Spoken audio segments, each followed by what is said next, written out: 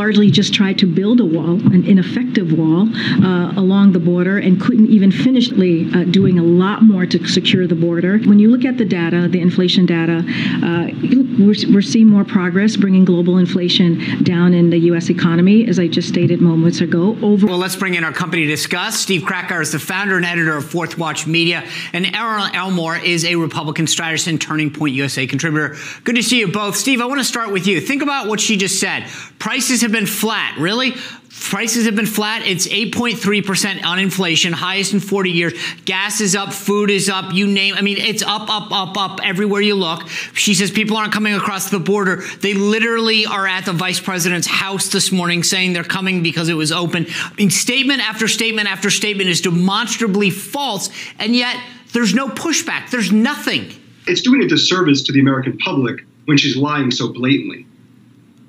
Yeah, Erin, I want to go off where Steve just ended, because it was funny. For 4 years, the Trump administration, myself included, were called liars. We deceive the American people. And here you have somebody saying no one's walking across the southern border, an outright falsehood. She talked about the president having a very busy schedule. I think she used the word heavy schedule, which is why he had to fly to Delaware the other day, despite the fact that he was there Friday when he could have voted in person, Saturday when he could have voted in person. Both days, nothing on his calendar, nothing that the administration said that he did while he was in Delaware, but apparently a heavy schedule. He could have voted absentee. That would have taken about 60 seconds for the state auditor to be voted for. That was the only thing on the ballot.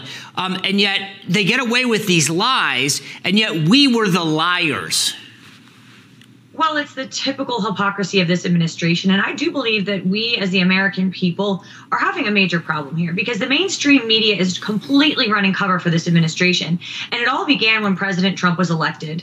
The leftists were so outraged that Hillary Clinton wasn't declared the president that they all got together and decided we are going to completely stop this from ever happening again and completely run cover for this Democrat administration that we have now. And that's why the American people do not have access to honest information.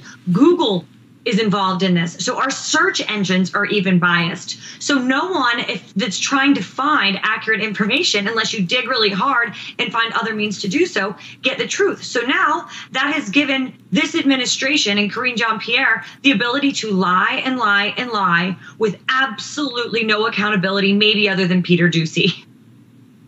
Yeah. You know, part of it is because she only calls on so many people. It's a very, very limited pool she'll call on to minimize who she might have a tough question from. Steve, and I couldn't help but thinking, I wondered if James Taylor played Mexico. You know, that would have been such a fitting song on a day before. Let me ask you this. Erin, I got about 30 seconds left. I'm sorry to do that to you, but you are living outside that Acela corridor. You're down there in Florida. You're among. Do people talk about inflation? Because Steve brought up a good point. I think for a lot of these folks, they don't see it. Do the people in your community see inflation and talk about it?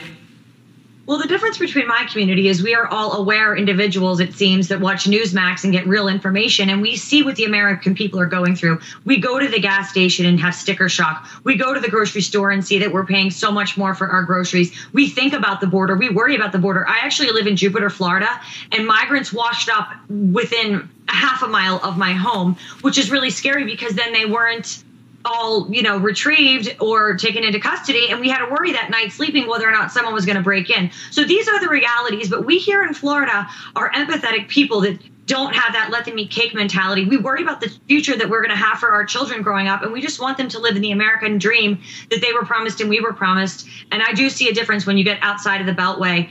And it's a lot better under Governor DeSantis. We have low crime, great schools, not a lot of homeless problems, a lot of great social services, and people that love the police. So come on down. And free flights to Martha's Vineyard. Yeah, I love free that. flights to Martha's Vineyard from Florida. Anyway, thank you both. Thank you both for coming. I appreciate it, Steve and Erin. Hey, thanks, Thank you.